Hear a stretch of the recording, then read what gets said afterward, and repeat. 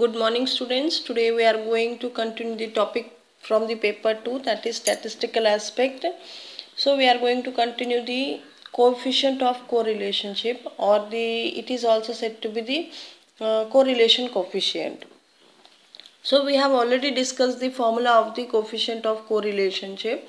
So what is coefficient of correlationship? It is nothing but the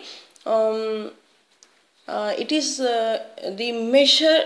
This coefficient of correlation is an analysis method by which we are going to measure the degree of association. So how to measure the correlationship? Normally the measure can be of three types. The following methods, these three methods or the following methods are used to measure the correlationship between the variables. There are two variables. So what are these three methods? The normally first one is said to be the scatter. This is extra tip. Scattered diagram method. So this is the one method. Next one is the Spearman rank method, and the third one is said to be Karl Pearson's method. So in the syllabus we have to go through only these two, that is Spearman's apostrophe s, Spearman's rank method and Karl Pearson's method. So we have to go through only these two methods. What about the formula and how to calculate or measure the correlationship?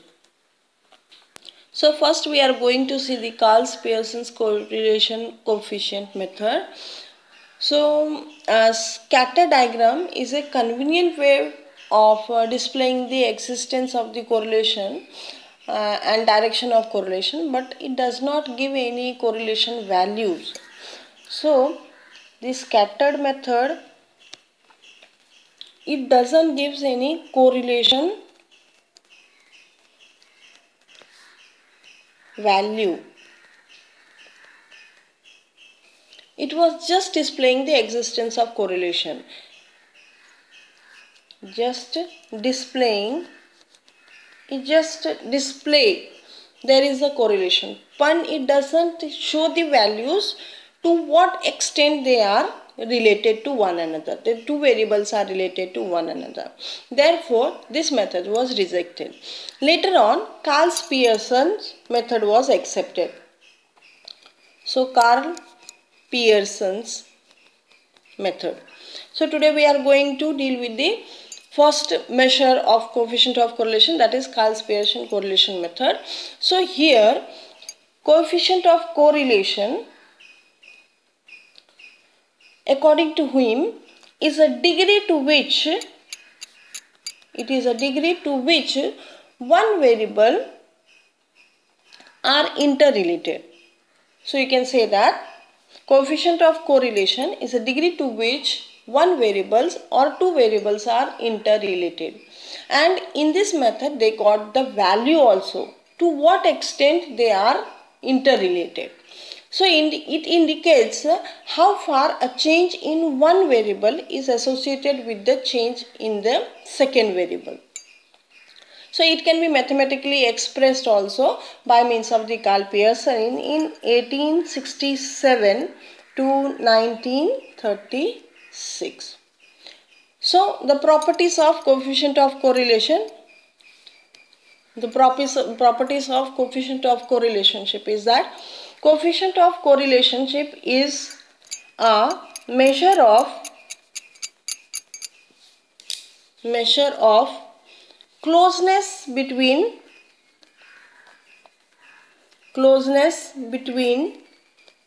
two variables. That was a first property. मतलब ये दो variables के बीच में क्या दिखाता है, कितना they are close to each other. Next is that the correlation may be positive or may be negative.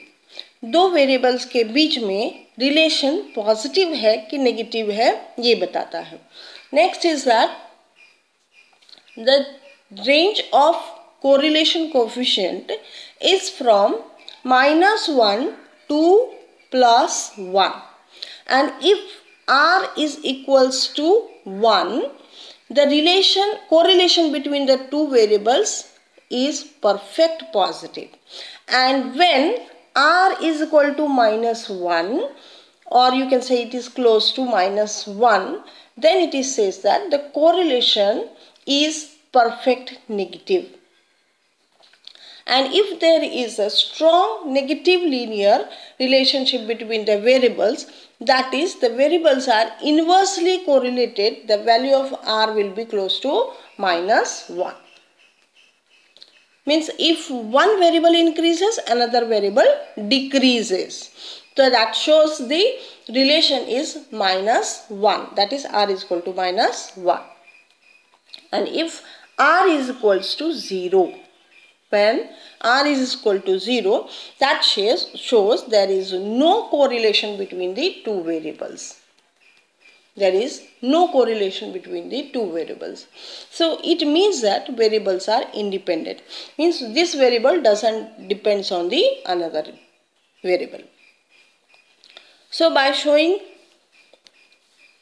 the diagram, we can see that here, consider this is 0. This is 0.1. This will be the negative value and this is the positive value. So if this is 0, this will be +1 and this will be -1. So if we go from here to here, we can see that the negativity increases and this value is said to be the perfect negative. And this value is said to be the perfect positive or the ideal value. And this value shows there is no relationship.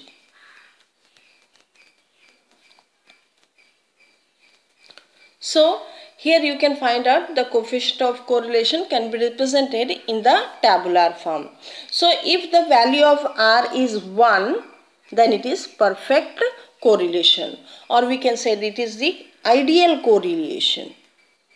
Ideal correlation. And if the value little decreases till 0, then there is no correlation. So if it is from 0.9 to 0.99, then we used to say that there is an excellent correlation. Consider +1, this is ideal correlation. Below that is excellent, very high, high. If the value ranges from 0.5 to 0.6 to 0.8, then we used to say the relation is high. And if the value decreases to 0.2, then we used to say there is negligible correlation. So the range varies from -1 to +1. So according to the Karl-Pearson, coefficient of correlation can be calculated by means of this method or this formula, that is R is equal to, you know that, summation of dx into dy divided by square root of summation of dx square into dy square.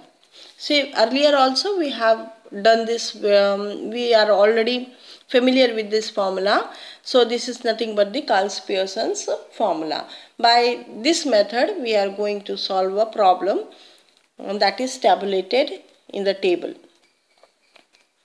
So this is the table where we are going to find out the coefficient of correlation between the x variables with the y variable. So x variable is given over here and the y variable is also given over here.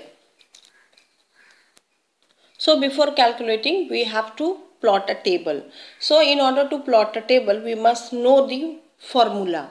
So we know the formula. Now how to plot a table.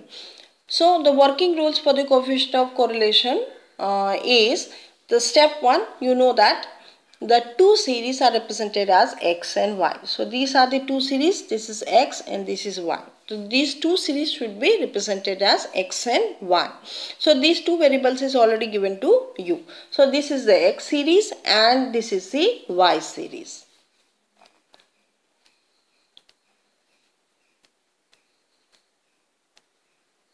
So we have plotted the both series. Next is that we have to find out the arithmetic mean of x variable as well as the y variable. So how to calculate the arithmetic mean of the x variable? We know that x variable, that is x bar, can be calculated by means of adding all the values of the x, that is x1 plus x2 plus x3 plus x4 to till xn, divided by total number of observation.